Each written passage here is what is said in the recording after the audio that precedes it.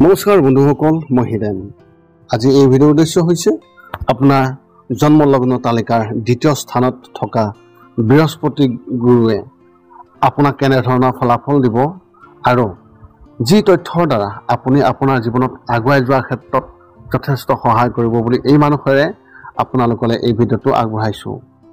প্ৰথমে মোৰ চেনেলটো আপোনালোকে ছাবস্ক্ৰাইব কৰিব, যাতে মোৰ পিছৰ ভিডিঅ'বিলাক আপোনালোকে সহজে লাভ কৰিব পাৰে। লগতে মোৰ ভিডিঅ' যদি ভাল লাগে তেন্তে লাইক আৰু শ্বেয়াৰ কৰিব, কমেণ্ট কৰি আপোনালোকৰ মনৰ ভাৱ প্ৰকাশ কৰিব। এতিয়া মূল বিষয়লৈ।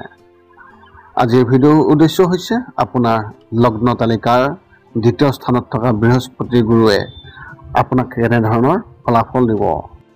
বৈদিক জ্যোতিষত বৃহস্পতিৰ দ্বিতীয় স্থানত ধন আৰু বস্তুগত সম্পদৰ কাৰক হিচাপে বৰ্ণনা কৰা হৈছে। এই উপস্থিতিয়ে আপোনাৰ সাংসাৰিক আৰু ক্ৰমবৰ্ধমান অৱস্থাৰ বুজাবুজি দিছে। জ্যোতিষৰ মতে যিজন ব্যক্তিৰ লগ্ন তালিকাৰ দ্বিতীয় স্থানত বৃহস্পতিদেৱ থাকে তেন্তে তেওঁক সেই ঘৰটোৱে বিশেষভাৱে ধন দিয়ে।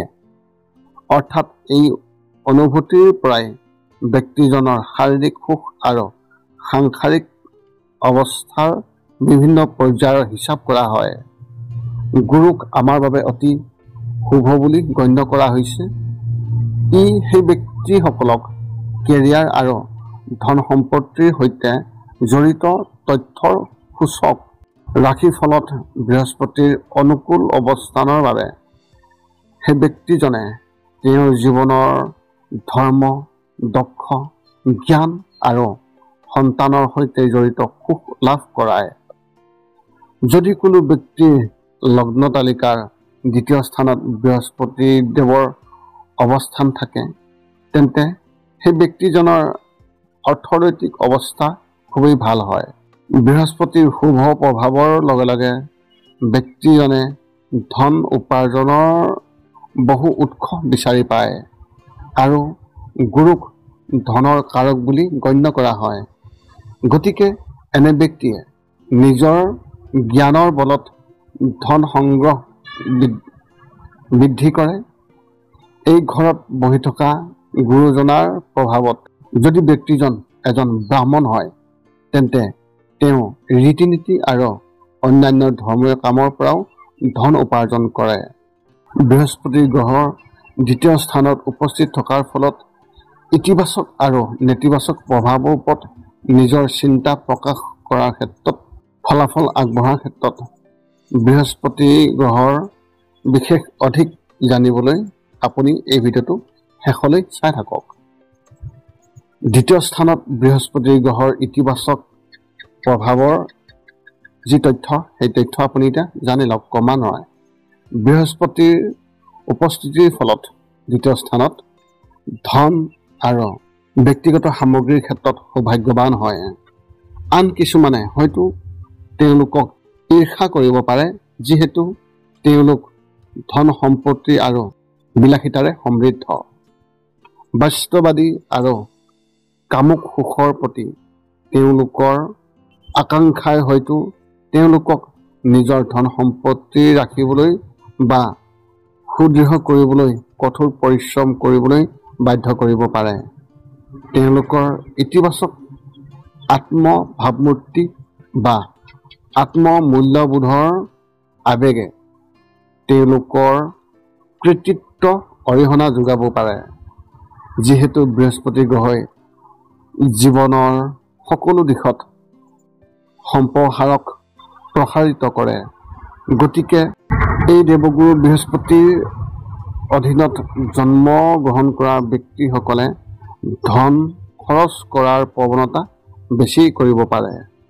আনকি বহু প্ৰয়োজনীয় নোহোৱা বস্তু বহুতো টকা খৰচ কৰিব পাৰে, কিন্তু ধন আৰু বিত্তীয় ক্ষেত্ৰত তেওঁলোকক উদাৰ বুলি ধৰা হয়।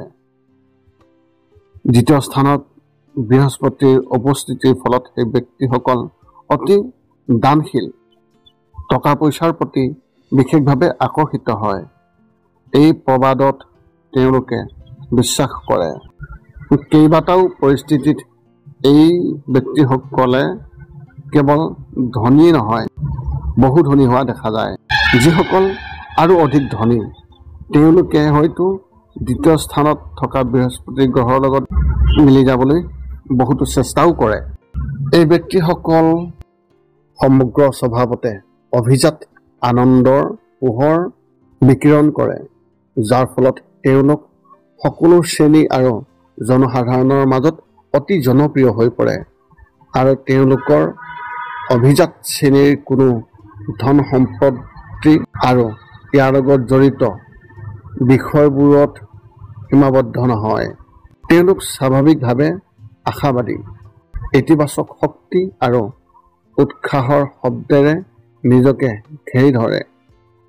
তদুপৰি ব্যৱসায়ৰ সময়ত আশাবাদী হয়তো সফলতাৰ পথত তেওঁলোকৰ আটাইতকৈ মূল্যৱান সামগ্ৰী হ'ব পাৰে।